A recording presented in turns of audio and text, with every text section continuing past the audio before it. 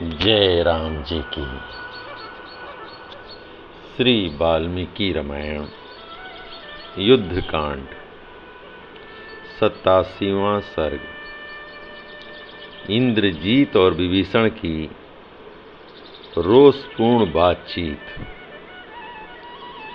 पूर्वोक्त बात कहकर हर्ष से भरे हुए विभीषण धनुर्धर सुमित्रा कुमार को साथ लेकर बड़े वेग से आगे बढ़े।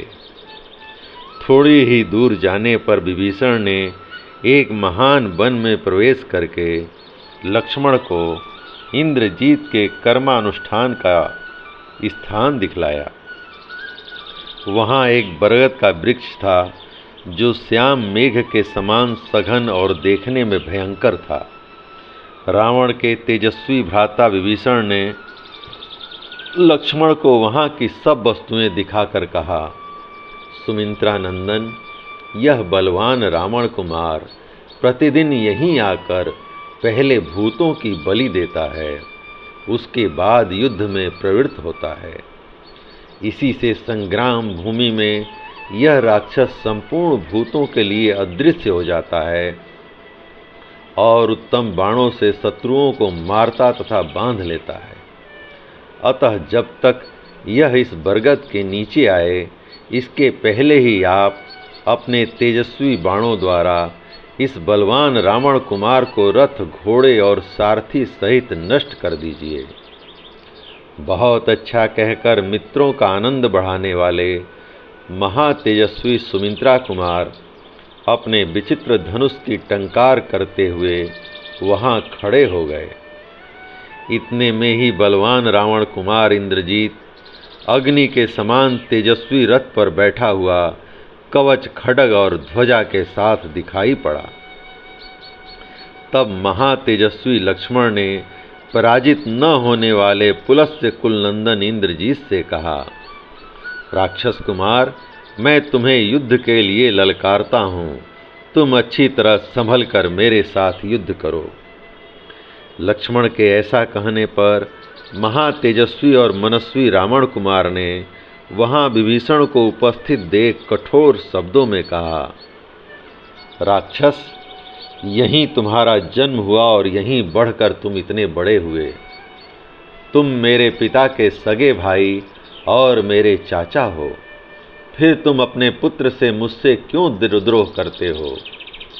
फिर तुम अपने पुत्र से अर्थात मुझसे क्यों द्रोह करते हो?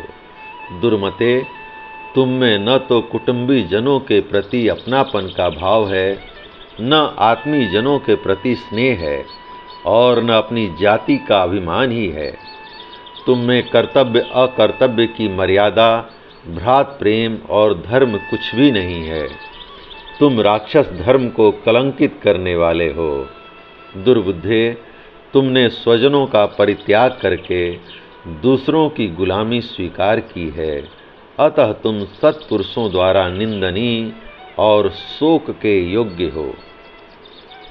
नीच निशाचर, तुम अपनी शिथिल बुद्धि के द्वारा इस महान अंतर को नहीं समझ पा रहे हो कि कहाँ तो स्वजनों के साथ रहकर स्वच्छंदता का आनंद लेना और कहाँ दूसरों की गुलामी करके जीना है।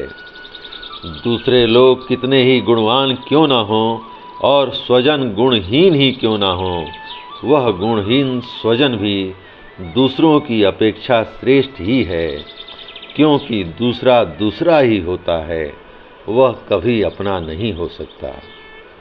जो अपने पक्ष को छोड़कर दूसरे पक्ष के लोगों का सेवन करता है, वह अपने पक्ष के नष्ट हो जाने पर फिर उन्हीं के द्वारा मार डाला जाता है।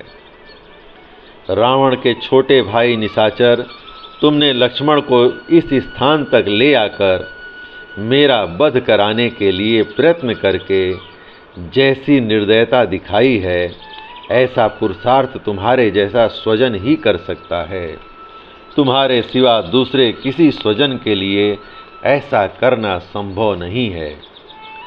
अपने भतीजे के ऐसा कहने पर विभीषण ने उत्तर देते हुए कहा, राक्षस, तू आज ऐसी सेखी क्यों बघारता है जान पड़ता है तुझे मेरे स्वभाव का पता ही नहीं है। अधम राक्षस राजकुमार, बड़ों के बड़प्पन का ख्याल करके तू इस कठोरता का परित्याग कर दे।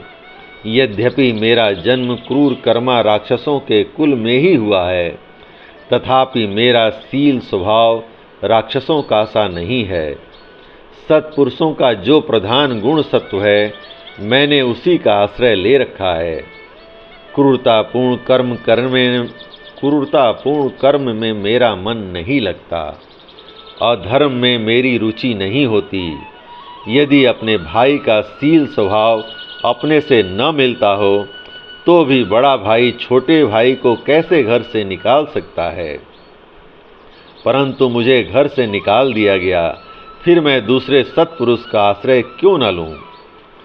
जिसका शील स्वभाव धर्म से भ्रष्ट हो गया हो, जिसने पाप करने का दृढ़ निश्चय कर लिया हो, ऐसे पुरुष का त्याग करके प्रत्येक प्राणी उसी प्रकार सुखी होता है, जैसे हाथ पर बैठे हुए जहरीले सर्प को त्याग देने से मनुष्य निर्भय हो जाता है।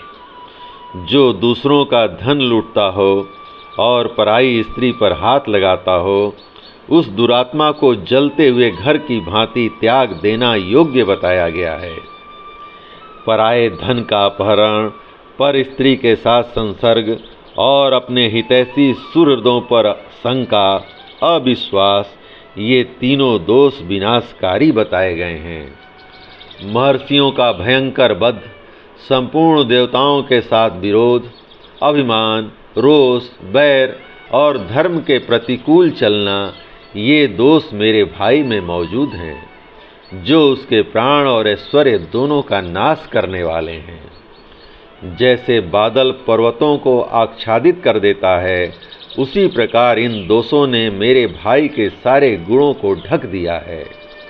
इन्हीं दोषों के कारण मैंने अपने भाई एवं तेरे पिता का त्याग किया है।